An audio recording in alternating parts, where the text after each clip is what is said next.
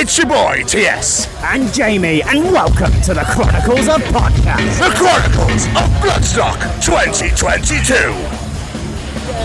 I'm Malli Malpass, semi-TikTok personality, also known as Metalhead from BBC 2's The Ranga Nation, and a mental health advocate.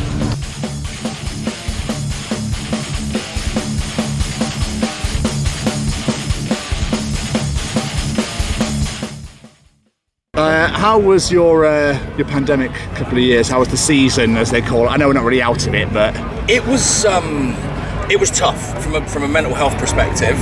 I've always kind of struggled anyway, and having the option to be able to cancel plans taken away from you, because even though I don't do a great deal anyway, I don't really go to the clubs, I don't really go, massive drinking on big benders or anything like that.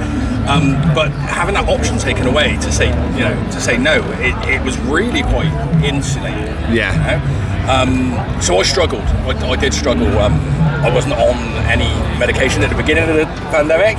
And now I'm on like all the medication. Oh, dude. After the fact, I mean, I don't want to be all glum, but it's a reality of what it was, it was like. As much as I liked sitting around the house in my pants, I was furloughed from my job, and as long as I liked having 12 weeks paid, doing nothing. But there's only so much of nothing you can do, isn't there, before it starts being unhealthy. Oh yes. Well, Oh yes. But we got through it. We're almost at the other side of it, aren't we? So Here's hoping. here's hoping. Yeah. Here's hoping. But how are you enjoying the good old Bloodstock Festival so far, apart from being very hot? It's incredible. It's such a lovely spirit and a lovely community, and I think this year in particular, there's something a bit different about it. I think the diverseness has taken a bit of a jump this year. Obviously, earlier in the year, Bloodstock had a bit of a boot, didn't they, with the LGBTQ community, which they addressed brilliantly, and they put Stall in again, this year, not again this year, but they got the Derby LGBT in there. And it's really nice. I love people watching. I just wander around and like people watching. I like tattoo spotting and just seeing guys walking around in dresses and being comfortable with it, and it's a really nice vibe. I love it, and the bands have been incredible. The ones I've been able to catch because of the heat, they've been incredible. Is there anybody you were here for particularly, or anyone you've enjoyed that you weren't expecting to? Avatar, I was here for. Okay. Avatar, I was all the way here for. They were a band that I had no interest in, and sort of unfairly just panned them off as a fad, as a gimmicky band, which I don't usually do. I usually give a band a chance. Yeah. But with Avatar, I was like, no, I don't like them. And I don't know why I was like that. And then I caught them at Hellfest on YouTube, and I was like, oh my god, there's something about this band I like. So they're the only band I've watched the full set of. Okay. I watched Ferocious Dog yesterday. Oh yeah. And my foot was tapping straight off the cuff.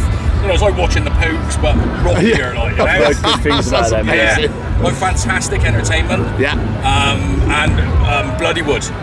Oh, they were unbelievable. Yeah, the fact that the way that they've been embraced by the fans is incredible, and they are future headliners. I know Vicky Hungerford posted that they're looking at future headliners, but they've got that presence, they've got that, and they absolutely kick ass. They really do. So obviously we're here this weekend. We're representing the Sophie Lancaster Foundation. What do you know about the foundation and their story? I know as much as most people do about the tragic incidents that happened with Sophie and the foundation that was set up her name, and the charity used to combat bullying and prejudice, and just basically trying to make the world a better place, really, and make sure that what happened to Sophie doesn't ever happen to anyone again. Yeah. So what the current campaign the foundation are trying to run is basically because the government still will not accept alternative subcultures as a hate crime. Right. Even though it is, because we've all been through it. Yeah. Is that something you've personally experienced, being treated differently because you've got tattooed long hair, listen to metal music, whatever it may be?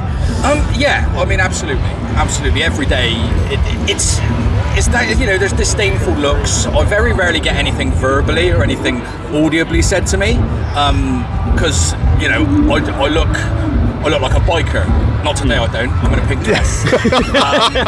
But I look like a grr man, so I'm quite lucky that I haven't experienced bullying in that capacity because of the way I look. I look like I could be a bit tasty, and I'm not. But I'm the biggest wimp in the world, and I love a cuddle. Yeah. So, yeah, in terms of, I've seen it with other people, right? You know, and I've seen people been hit just for the way they look in town. They're like going around Bristol.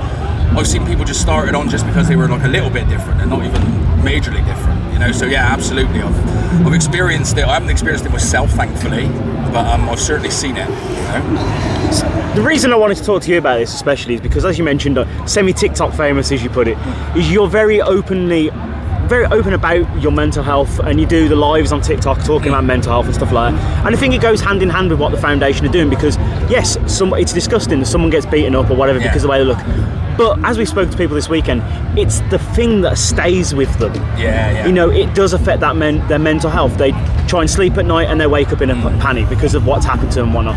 And I really respect the fact that you're out there just being yourself and being honest and being there for other people to talk to. Because I've got that platform to be able to do it. You know, I can just talk for Wales anyway. I didn't say talk for England for some reason. I could talk for Wales.